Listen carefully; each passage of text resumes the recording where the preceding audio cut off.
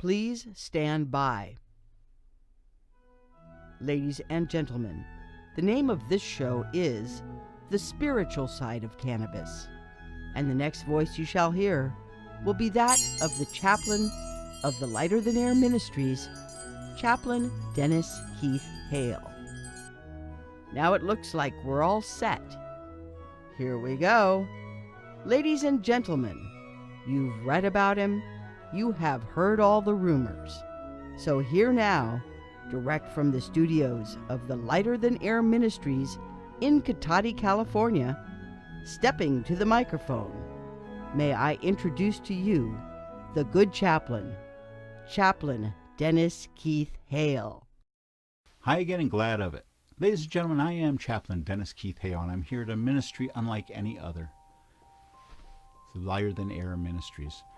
Here we celebrate the wonderful pairing of music and marijuana, where we understand about the power of music, for it is real, and how marijuana, this plant which has been on earth with us for 30,000 years at least, that we know has been used medicinally or recreationally for at least 3,000 years, some say 6,000.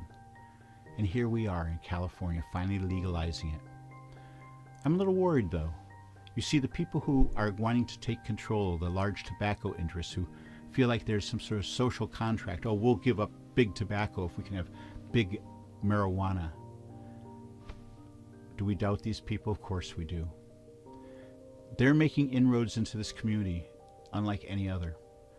The people who want to get in the marijuana business are just everywhere. They're swarming. And the reason is there's big money in it, because they're going to tax the hell out of it, because they're going to raise prices to make it a luxury item, when in fact it's a staple for so many here in California.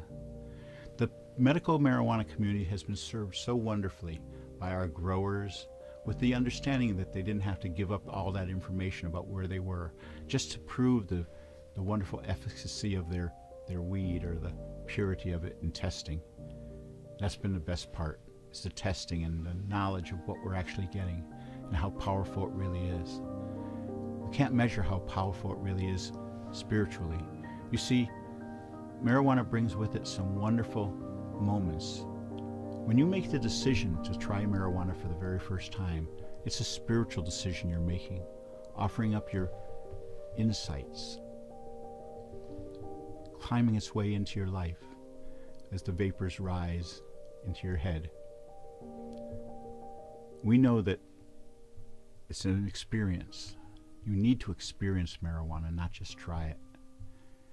In that experience, after you've made the spiritual decision to try it, those sensations you feel the first few times when your body recognizes this old friend, this weed that has been here to comfort us, this weed which has been on earth to be of use for mankind for thousands of years, is now legal in California. Aren't we magnanimous?